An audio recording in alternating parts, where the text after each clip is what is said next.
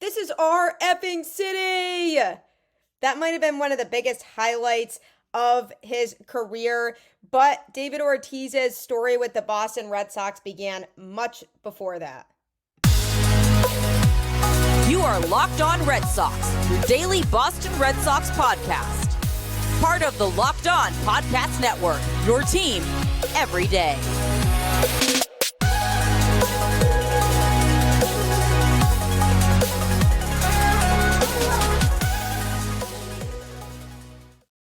Hello and welcome to Locked On Red Sox, your daily Boston Red Sox podcast, part of the Locked On Podcast Network, your team every day. I'm your host, Gabby Hurlbut, former ESPN social media associate and currently the host of the Boston Balling podcast as well. And I am here to bring you the latest in all things Boston Red Sox, Monday through Friday, straight to your favorite podcast feed. And the best part is it's free. Who doesn't love free, right? So you might as well take advantage of that and check the show out today. Locked On is your team every day. SupplyHouse.com is the reliable way to get parts fast. Shop for your next plumbing, HVAC, or electrical job and get fast shipping from coast to coast at SupplyHouse.com. Welcome to another episode of Locked On Red Sox. This is the show where your emotions likely match the host's emotions, because if you're in a bad mood due to the Red Sox, I likely am too. If you're in a good mood due to the Red Sox, I also likely am. So your emotions and my emotions are the same. If you want to be involved in a show where you feel that type of emotional connection, this 100% is the show for you. And today's show is a very special episode because every Thursday, I'm taking a look back at the 2004 Red Sox season in honor of this being the 20th anniversary year, which is crazy. It absolutely does not feel like it was 20 years ago.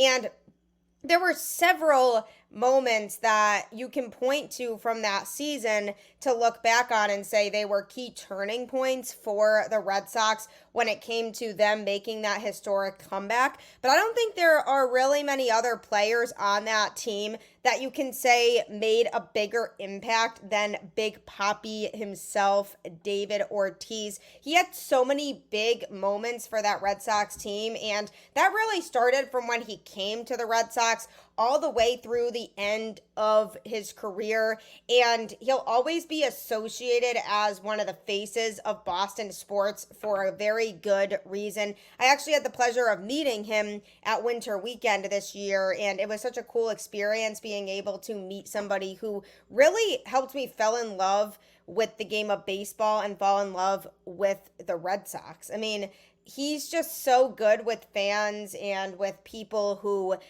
are really appreciative of the game, and he always is taking his time to go out and take pictures with people and interact with people. So it's really cool how much he gets himself into the community. So it was such a special moment being able to meet him.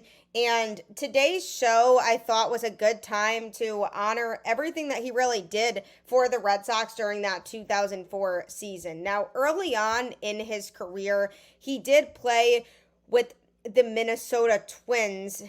That was where he made his MLB debut on September 2nd, 1997. However, before that, on November 28th, 1992, he was signed by the Seattle Mariners just 10 days after his 17th birthday. He then made his professional debut in 1994 for the Mariners of the Arizona League, batting .246 with 2 home runs and 20 RBIs. By 1995, he had improved those numbers to .332 with 4 home runs and 37 RBIs. So basically, he made a really quick impression within the Mariners system, worked his way up pretty quickly. In 1996, he was promoted to Single A, a Mariners farm team, and then embellished himself there as one of the Mariners' best hitting prospects. He batted .322 with 18 home runs and 93 RBIs that year. So then, despite his strong year in the Mariners system, on September 13th, 1996, he was traded to the Minnesota Twins as the player to be named later to complete an earlier transaction for Dave Hollins. I mean, imagine trading David Ortiz. I'm sure looking back on it now, they are significantly regretting that decision. But when he arrived in Minnesota, he was quickly ready to rise through the ranks again. In 1997, he started with the high A team and then quickly progressed through double A to triple A. At those three levels, he combined to hit 317 with 31 home runs and 124 RBIs, earning a September call-up to the Twins MLB club. So these teams already knew right away that he was a special player even going into it, but they didn't realize how good of a player he actually was very clearly going to become. So then, when he made that debut for the Twins in September 1997, he played in 15 games in September, batting .327 and 49 at-bats. He did record his first major league hit in his second game, which was on September 3rd. That was an 8th inning pinch hit double against the Chicago Cubs, and he hurt his first MLB home run on September 14th against the Rangers off pitcher Julio Santana. So he certainly earned that moment for sure. He went 3 for 4 with 2 walks in the game overall, hitting 1 home run and 6 RBIs in his first season. I mean, that power of that bat was on full display right then and there. So when he did record that first home run, it probably was a very special moment for him.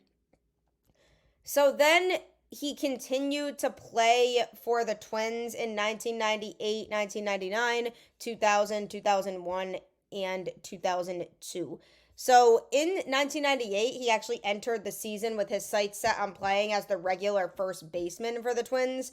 However, his playing style was somewhat different from the approach favored by their manager at the time, Tom Kelly.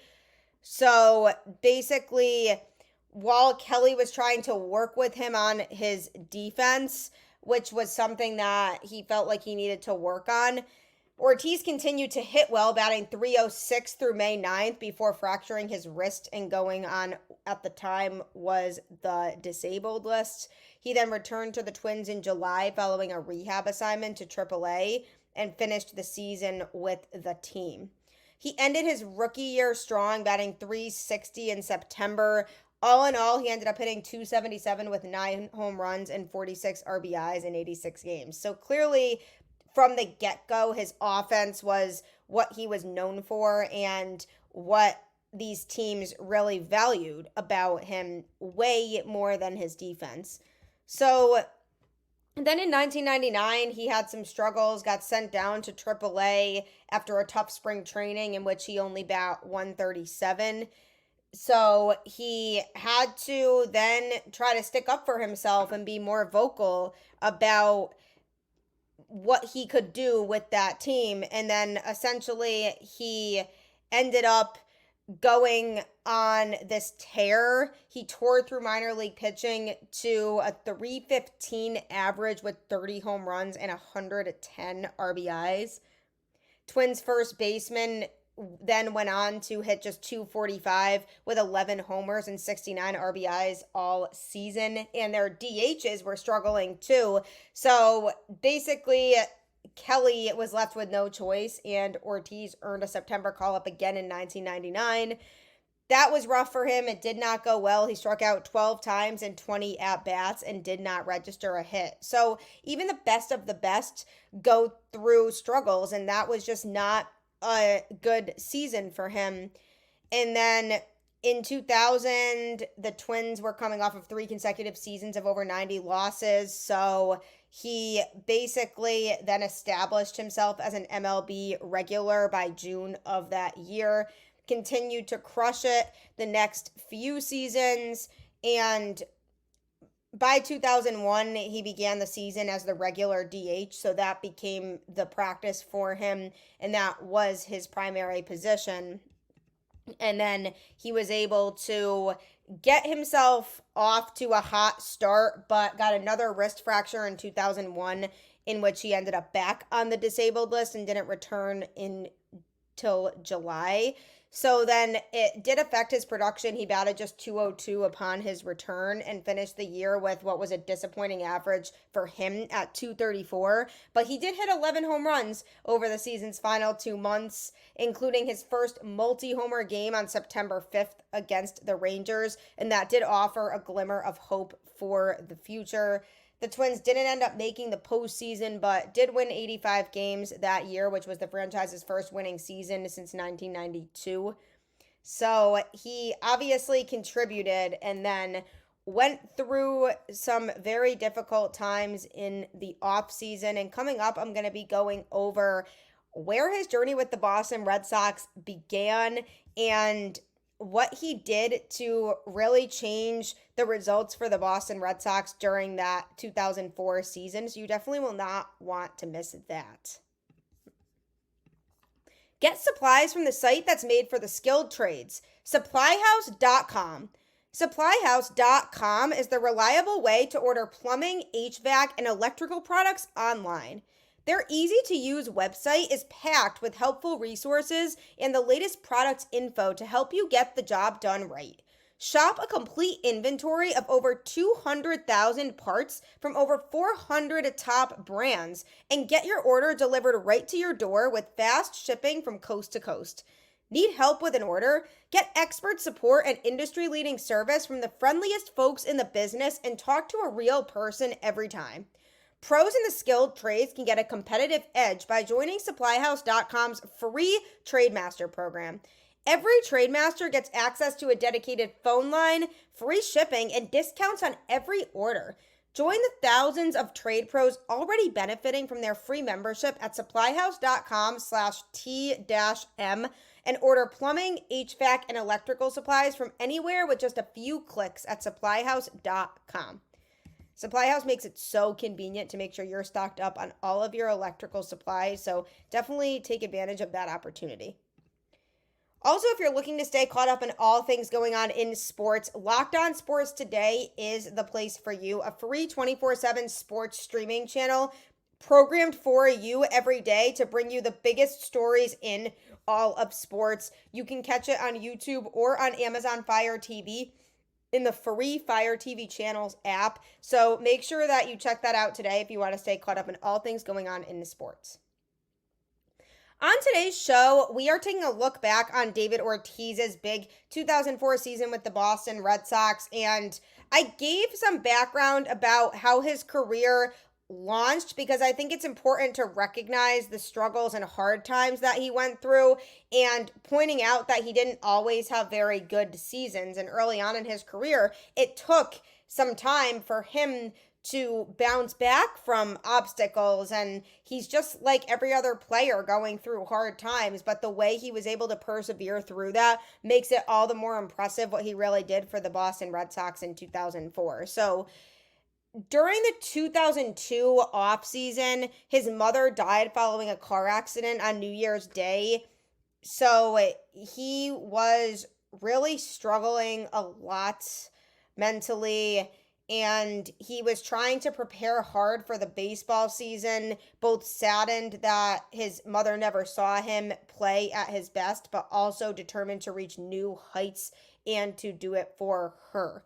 When the season began, he battled knee injuries, but it was essentially a tale of two seasons for him because his .240 average with 5 homers and 33 RBIs before the All-Star break was disappointing. But after the All-Star break, some light switched on in his head, and he quietly turned into one of the better second-half baseball players in the game, batting .297 with 15 home runs and 42 RBIs. On August 16th of that year, he hit a memorable home run off his friend, Pedro Martinez, hitting an inside cut fastball into the upper deck. On September 25th, he hit the first walk-off home run of his career against the Indians, and then he finished the 2002 season batting .272 with 20 home runs and 75 RBIs. At that point in his career, the home run and RBI totals were both career bests for him. but he did bat only 203 against left-handed pitching and was not always guaranteed to start if there was a tough lefty on the mound. But he did get into the postseason with his team that year. They won 94 games and upset the A's in the division series before falling in the ALCS to the Angels, who eventually did win the World Series that year. Ortiz batted .276 in his first postseason with 4 RBIs. His 9th inning double in the decisive Game 5 of the division series put the Twins ahead 5-1 in a game they ended up winning 5-4. The series-winning RBI was the first of what would be so many clutch postseason hits in Ortiz's career, which leads me to him becoming a member of the Boston Red Sox, an absolute game changer for a team that was just so desperate for a championship. So after the 2002 season, the Twins, being a small market team, faced a tough decision on Ortiz, who had made $950,000 and would likely have been granted around $2 million for 2003 by an arbitrator. So rather than negotiate a contract or go to arbitration, the Twins instead decided to release him as a cost-cutting move on December 16th after being unable to swing a trade. Isn't that crazy? Imagine releasing somebody like that, not knowing what's to come in his future. So in parts of 6 seasons, totaling 455 games with the Twins, he ultimately hit 58 home runs and had 238 RBIs. The player who replaced him on the Twins roster, Jose Morban, would never play a game for the team. So what a mistake that was for them. But I'm not complaining, because after his release from the Twins, he had a chance encounter with Pedro at a restaurant in the Dominican Republic. And Pedro remembered the home run he had given up to Ortiz in August 2002. So he was excited at the idea of his friend joining him on the Boston Red Sox, because they needed a first baseman at the time. So Pedro essentially called several Red Sox team officials to request that the team sign Ortiz. And then on January 22nd, he signed a non-guaranteed free agent contract with the Red Sox that would be worth $1.25 million if he made the team. At the time, new Red Sox GM Theo Epstein envisioned Ortiz as one of several candidates to fill a void at first base. But the team's best hitter, outfielder, Manny, figured to also be a DH at times. So they had a decision to make too, in terms of, does it make sense to bring him in? They had other guys on the team who could potentially hit a lot, like Kevin Millar, who also could play first base or outfield. So essentially, at the end of the day, all these potential DH options made the team, including Ortiz. And then he took player number 34 in honor of his mentor and friend on the Twins in Kirby Puckett. Little did he know how legendary that number 34 would become. So in 2003, because of the logjam and all the players they had to use different positions, he didn't play steadily during the first 2 months of the season. He hit his first home run with his new team on April 27th. At Anaheim, a go-ahead shot to break a 14th inning tie in an eventual 6-4 win, but he batted only .212 in April. By May, he had raised his average to .272. He was becoming frustrated over his playing time because it was eerily similar to what had happened to him in Minnesota. So he expressed his frustration to the media, and Pedro pulled him aside to essentially diffuse the situation. And he then asked manager Grady Little if Ortiz could always be in the lineup when Pedro was pitching. So pretty bold of Pedro to do that, but he kind of called the shots because, again, it was Pedro Martinez, and he was just one of the best pitchers that we've ever seen. So then Ortiz started to play more in 2003. His bats started to heat up in May. And then essentially Shea Hillenbrand got traded to the Arizona Diamondbacks on May 29th. And on June 1st, Grady Little ended up benching Jeremy Giambi, who was widely expected to get a ton of playing time for the rest of the season, but he was struggling, hitting only 185. So that allowed Ortiz to become the everyday DH as a direct result of those two moves. He finally had the breakout year he had envisioned that year. After hitting .299 with 10 home runs in the first half of the year, he turned on the power in the second half, hitting 21 home runs in 63 games. And then on July 26th, he delivered a walk-off hit against the Yankees, adding his first walk-off homer as a member of the Red Sox on September 23rd against the Orioles.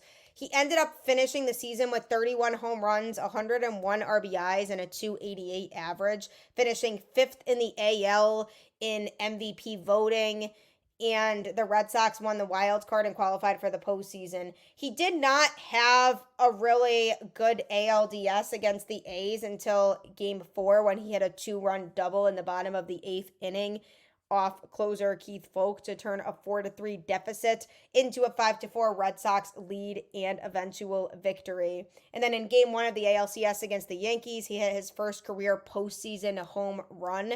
He did finish with 2 home runs and 6 RBIs in that series, including a solo home run in the 8th inning of the decisive Game 7 that gave the Red Sox a 5-2 lead at the time. But unfortunately, we all know how that ended. The Red Sox went on to blow the lead in the bottom of the inning, and the Red Sox left in a heartbreaking fashion on Aaron Boone's extra inning walk-off home run that sent the Yankees to the World Series. So obviously, the Red Sox and David Ortiz had a sour taste in their mouths, because what happened after that with David Ortiz and the Red Sox, you definitely will not want to miss what's to come.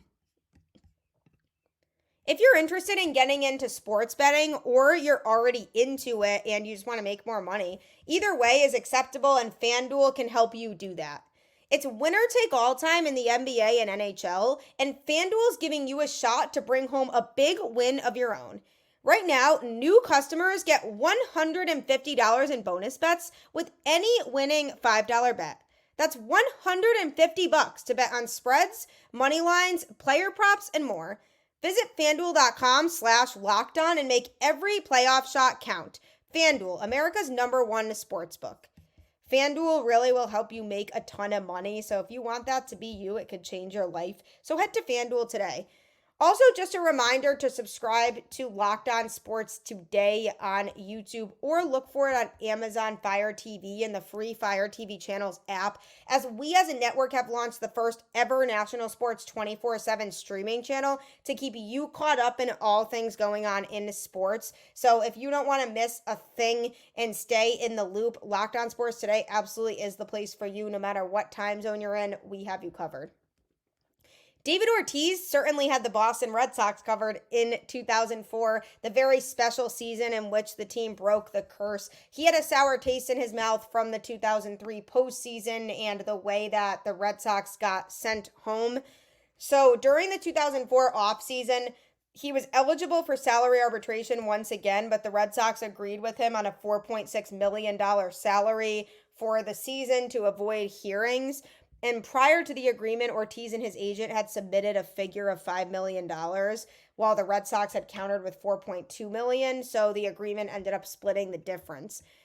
Once the season started, he certainly wasted no time picking up right where he left off in 2003 with the bat, because on May 28th, Ortiz hit his 100th career home run, which was a grand slam off Joel Pinheiro of the Seattle Mariners at Fenway Park.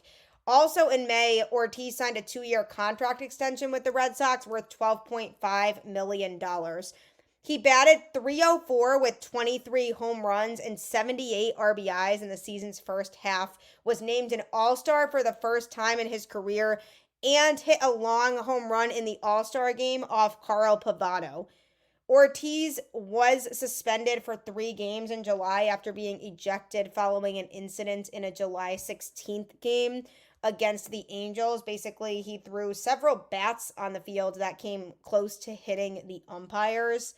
So that was a very dangerous, hazardous situation. So he was suspended for a few games, but came back and didn't miss a beat. Finished the 2004 season with 41 home runs and 139 RBIs while batting .301 with an OPS of .983. He finished second in the AL that year in both home runs and RBIs, and finished fourth in AL MVP voting. He also earned his first Silver Slugger Award for his outstanding performance at DH. In addition, Ortiz and teammate Manny Ramirez became the first pair of AL teammates to hit 40 home runs, have 100 RBIs, and bat 300 since the Yankees' Babe Ruth and Lou Gehrig in 1931. Together, this duo hit back-to-back home runs 6 times, tying the Major League single-season mark set by Tigers' Hank Greenberg and Rudy York, and was later matched by the White Sox' Frank Thomas and Maglio Ordonez.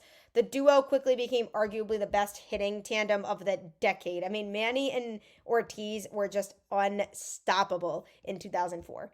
Then we get to the postseason, and David Ortiz really elevated this Red Sox team, and that's an understatement. He just elevated his play to a completely new level. He had multiple game-winning hits to help the Red Sox advance through the rounds. In the 2004 division series, he hit a series-winning walk-off home run off Gerard Washburn in the 10th inning of Game 3 to knock out the Angels. And that was definitely a fun moment for the Red Sox because this was a team that was so desperate to win the World Series. And he was just ready to bring Boston a championship and see happiness on those fans' faces. So he came into that at bat and was determined to get the Red Sox to the championship series. It was actually tied when Ortiz came up for his big moment. A 6-1 lead disappeared in the 7th inning that the Red Sox had, thanks to Vladimir Guerrero's game-tying grand slam. So definitely not ideal for the Red Sox. And then the contest remained tied when Ortiz, who was already 3 for 5 on the day, came to bat with 2 outs in the 10th inning. And then Angels manager Mike Scotia pulled all-star reliever Francisco Rodriguez, who had recorded 8 outs, in favor of Gerard Washburn, a starter all season, and lost Game 1.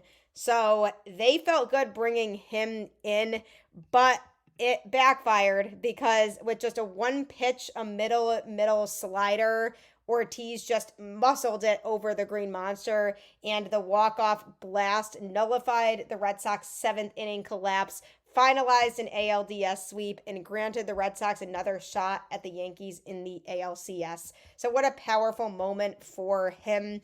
And then he goes into the ALCS, and that didn't slow down. The Red Sox quickly fell behind 3-0, as we all know, just feeling like the series was over. The Red Sox were going to get heartbroken once again by the Yankees.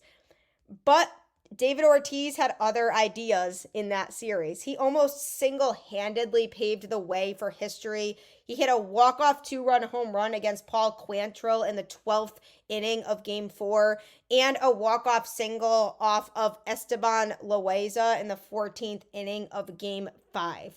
His heroics, namely batting .387 with 3 home runs and 11 RBIs in the series, earned him ALCS MVP honors, which was the first time a DH had ever won the award. And then the Red Sox came back to win in 7 games. Then the Red Sox go on to the World Series, and at that point they were not losing. That team was on a roll. There was nobody stopping them. But in the World Series, Ortiz set the tone for the 4-game sweep as he hit a 3-run home run off of Woody Williams in the first inning of Game 1 at Fenway Park. He hit .308 in the series with a home run and 4 RBIs as the Red Sox swept the Cardinals and finally ended the curse of the Bambino and won their first World Series championship in 86 years, and you know how the story goes. Ortiz batted .400 in the postseason with 5 home runs and 23 RBIs. I mean, he went on an absolute tear that year, and nothing was stopping him. Just nothing at all was stopping him. I mean, those walk-off hits 2 games in a row in Game 4 and 5 of the ALCS were just so special, and being able to be the guy who was primarily in charge of breaking the curse has to be such a special feeling for him. And then his legendary career in Boston continued as he just achieved so many career accolades: 10-time All-Star, 3-time World Series champion, World Series MVP, ALCS MVP, 7-time Silver Slugger, 2-time AL Hank Aaron Award, Roberto Clemente Award winner, American League home run leader, 3-time American League RBI leader, Boston Red Sox number 34 retired and inducted into the Boston Red Sox Hall of Fame and National Baseball Hall of Fame as a first ballot Hall of Famer. And he led the 2013 Red Sox after going through a tragedy early on in the season to the World Series again. And he made a famous quote saying, "This is our effing city." That will never be forgotten. David Ortiz was the face of that 2004 Boston Red Sox team. He carried them to victory with several clutch hits. He just had a very solid season in 2004, and there was nobody stopping him. And his career before that all led up to those moments in 2004, building up that mental toughness in the struggling moments that he had during his career prior, building himself up to be what he was and being able to come through and show resiliency even when he wasn't getting playing time as much early on for Boston, and really proving that he belonged and he was the guy who could lead the Red Sox to victory. Never will forget any of those moments or the legendary 2004 Boston Red Sox season. Be sure to tune in every Thursday as we reminisce on that 2004 Boston Red Sox season for 10 weeks. This is episode 4 of the edition. And still to this day, like Red Sox fans do, just keep the faith, go Red Sox, and I will catch you on the flip side.